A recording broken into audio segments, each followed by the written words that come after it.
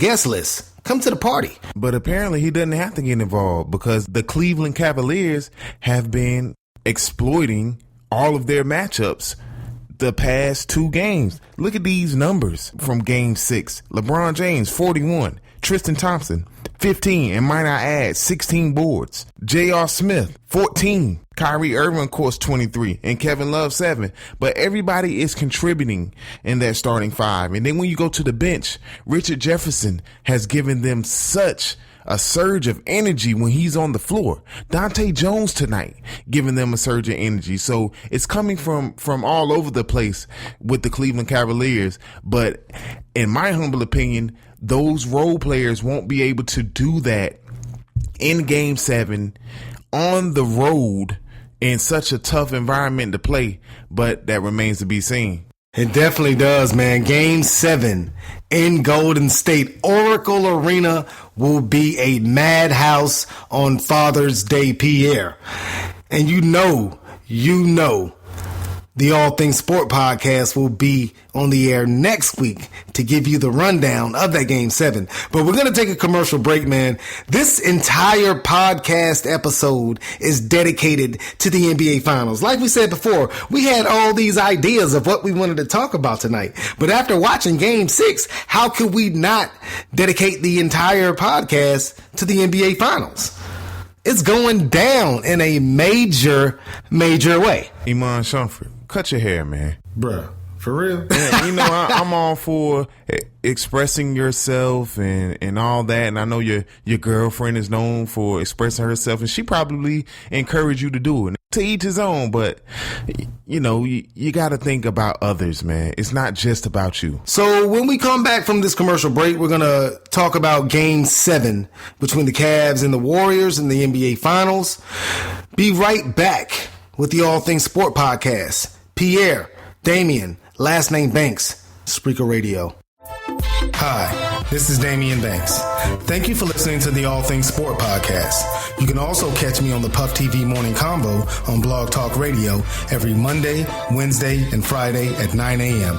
Call 347-677-0956 and I'll give you Sports by Daimeon. What you ain't heard? Somebody done told you wrong, huh? It's the All Things Sport podcast with Daimeon Banks and Pierre Banks. Latifah, party's right here. On Spreaker Radio.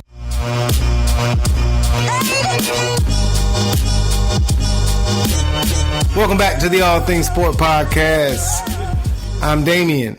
He's Pierre. The NBA Finals. This is the NBA Finals podcast. That's what we call this. Instead of the All Things Sport podcast, the NBA Finals podcast. And before we went to break, we just discussed, how LeBron and Kyrie have been dominating these last 2 games to help Cleveland tie the series up 3-3.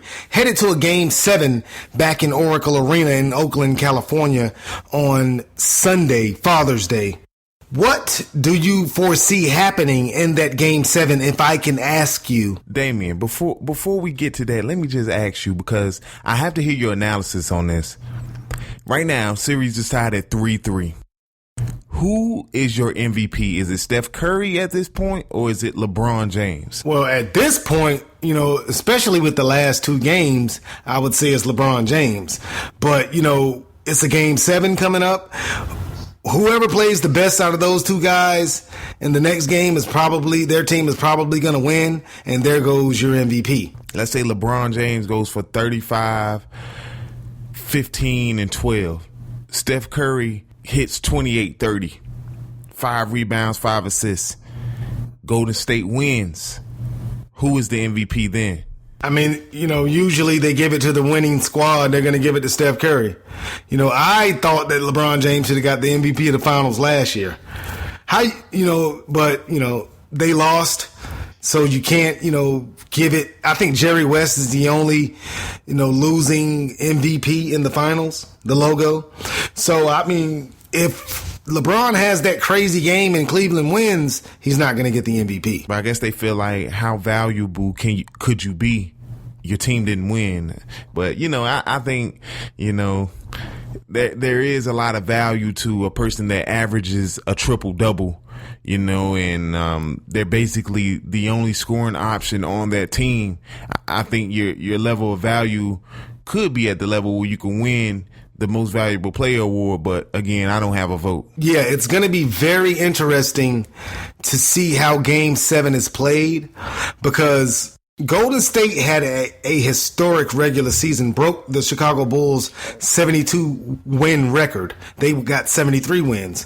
So, they've navigated their way through the regular season and through these playoffs relatively easy. Not saying easy, it was easy for them to win 73 games, but, they stayed healthy for the most part during the regular season.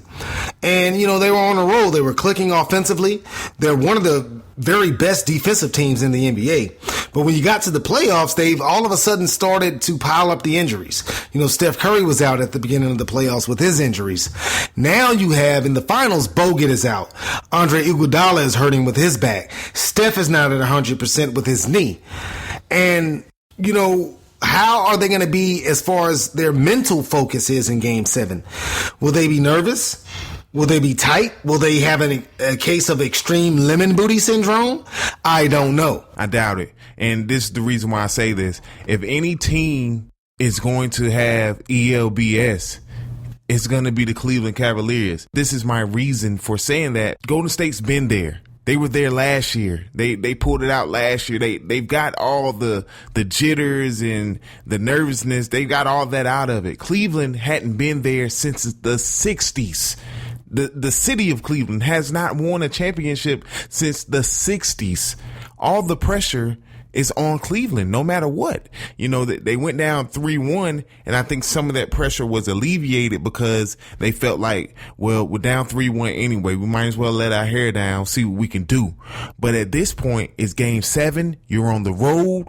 You don't know what it feels like to get over that hump. Most of the Cleveland Cavaliers, LeBron James is the only one on that roster that's won a championship. That's where I feel like a team could come down with ELBS, an acute case of ELBS. Because again, the past two games they've been playing free and loose, but you got to look at experience. You got to look at who's been there before. Pierre, I disagree with you, man.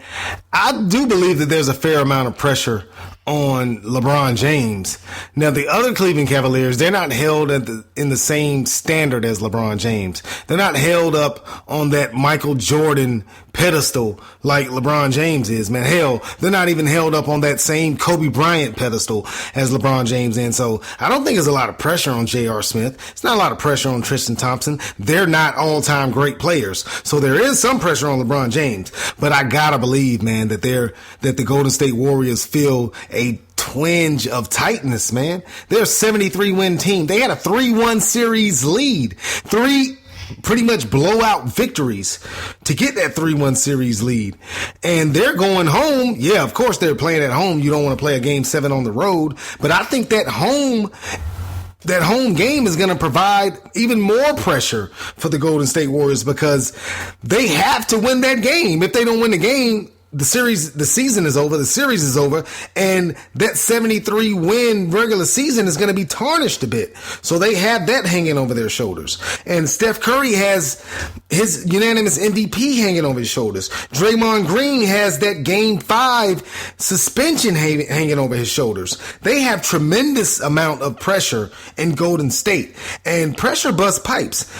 It either busts pipes or it makes diamonds.